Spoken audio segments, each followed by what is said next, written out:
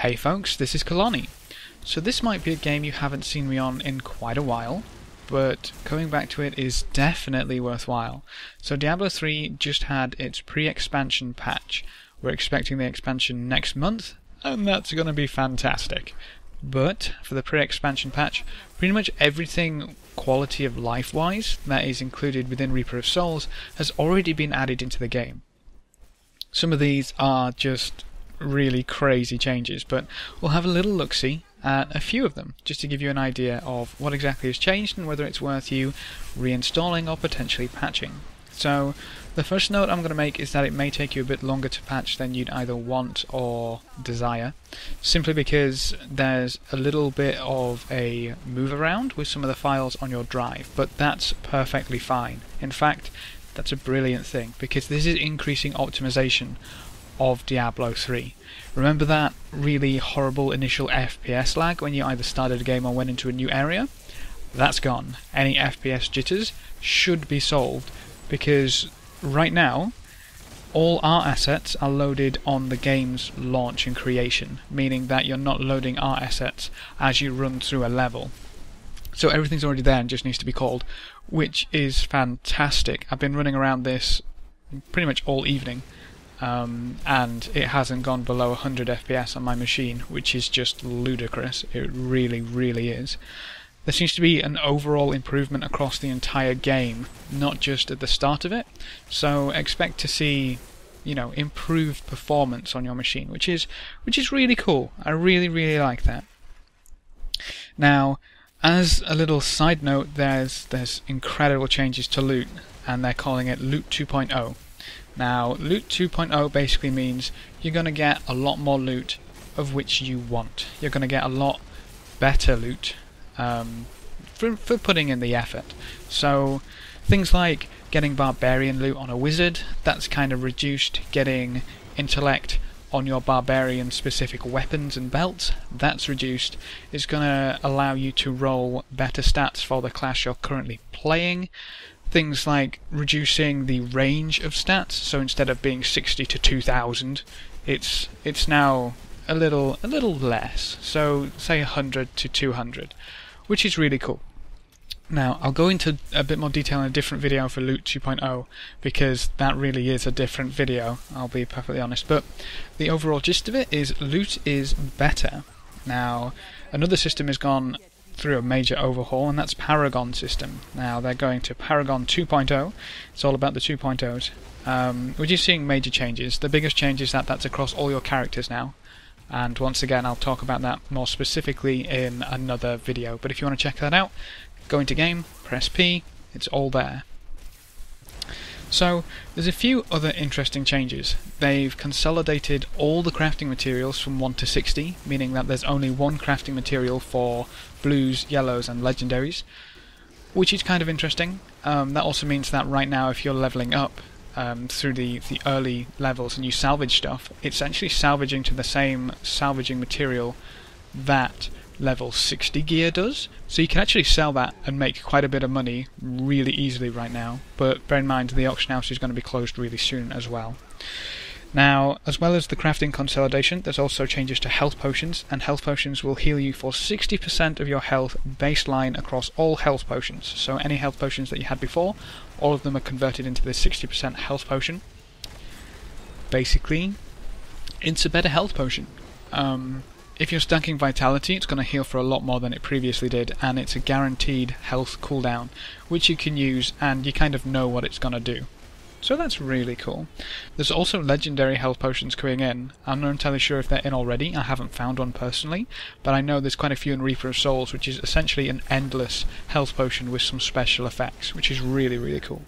So there's been a few other changes as well, most notably difficulty changes. Now, if we're in game settings, the difficulty changes, where you can see for yourself, everything's basically changed. So normal, nightmare, hell and inferno are gone. Instead you've got these normal, hard and expert. All three of these are available before level 60, and then Master and Torment. Now Master and Torment unlock at level 60. You can see the specifics for all of them are in the window on the little left there.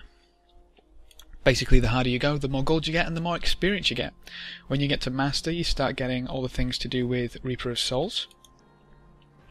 And then on Torment, you start to get everything else to do with Reaper of Souls. So you get the bounties. Obviously, we can't really get that yet, because that's in Reaper of Souls.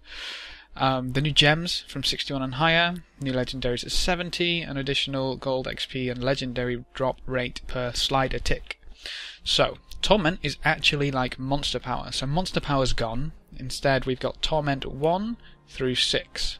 Now you can see the extra golden experience bonus rather, goes up quite significantly. So you start with a nice initial increase of 100, then up to 150, 800%, 150, and eventually 1600. So if you can farm Torment 6, you're going to be pretty happy with yourself. So the difficulty changes seem to scale a bit strangely. I was able to comfortably do Monster Power 5 in Inferno previous to this patch with my monk. And I kind of die on Torment 3, so that's either to do with me not used to the game anymore, the difficulty is actually spiked higher, and spikes higher at Torment 6 than it did at Monster Power 10, or it's to do with the skill changes. Now, that's another thing that I want to look at, class changes, or I want to briefly touch on, because practically every class has had a ridiculous amount of changes to it. When you go into game, you can see pretty much everything will be glowing new for you, simply because that many changes have been made. Now you've got changes to all of the abilities in themselves, some of which, but quite a lot of the runes have changed as well. So the skill runes have changed quite significantly. There's also some changes to the passives. So make sure you have a look at pretty much everything that you're running with before you start playing. Otherwise, you might realise a few things changed that might have broken your favourite build. Now, I'm not going to go into detail on class changes because there are so many, but the patch notes, the official patch notes, will be in the description below, and that includes all of the class changes, so I recommend going to have a look-see at that if you have not already. So as well as the difficulty changes, there have been quite a few changes to a few UI elements. Now, one of the most notable ones is the map. Now, go to a waypoint, you'll get the new map, and essentially you've got all the waypoints you've got unlocked throughout this act. Now, you've also got map level, so you can change between this map and your tabbed map, and when you're tabbed, you can swap between the maps as well. You can also port from wherever you are. So we can run away, we can press tab, scroll out, swap to Cathedral, and away we go. It saves you having to go back to town and go to a waypoint before kind of journeying out, which is really cool. So we'll go over to the chapel cellar. It's really nice, it really is.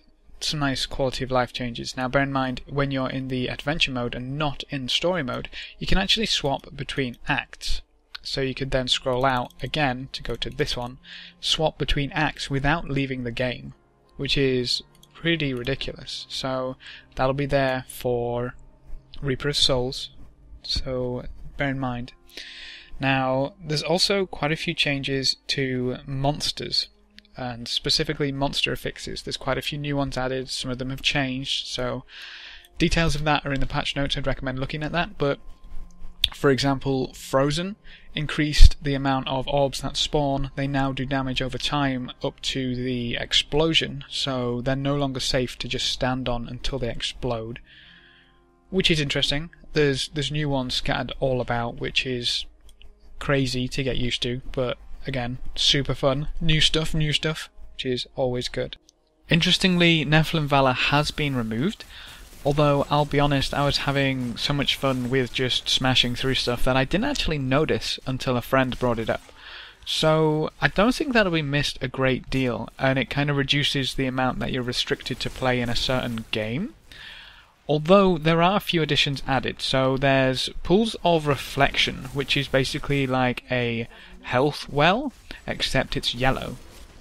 Now when you use that, you get a 25% experience buff. Like, you get 25% more experience for the duration.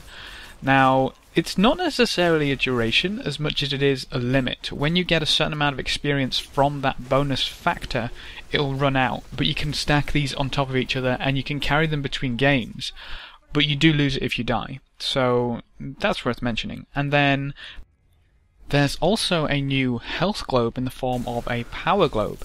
Now that's yellow, and when you pick it up you'll get Nephilim Glory, which will allow you to do extra damage and you move a little bit faster. Now that stacks up to 3 times, and you can stack it and refresh its duration by picking up health globes. So the more health globes you pick up, the more powerful it becomes and the longer you get the buff, which is pretty cool. Additional to that, there's cursed chests and shrines. Now, these are kind of new events in that when you interact with the chest or shrine, an event will start, and it can be between timed events, waves of mobs, one ridiculously powerful enemy, that kind of thing. And then when you complete it, you get quest completion for golden experience and potential loot from obviously the monsters that drop. You also then get access to the chest or the shrine, which is pretty nice. I've only found one of those so far, so they do seem to be either far and few, or potentially just not in the levels, or I wasn't lucky enough to see any. But they're pretty fun. Now, last thing that I want to touch on is that some of your achievements may be missing, and that's because quite a few of the story achievements have kind of been removed because the difficulties have changed. Like, you don't have achievements for each difficulty now because the difficulty just increases the amount of experience and gold you get and essentially makes it tougher for you.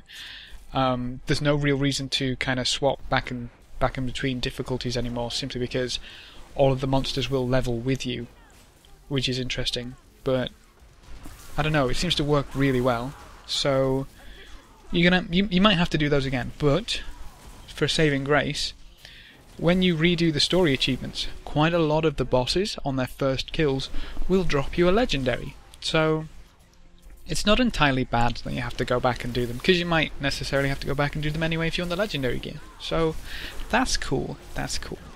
Apart from what I've told you, I can only encourage you to go check it out for yourself.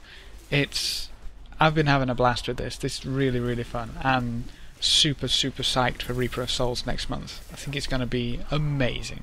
So thanks for watching, folks. Good luck and have fun, and as always, I will see you next time.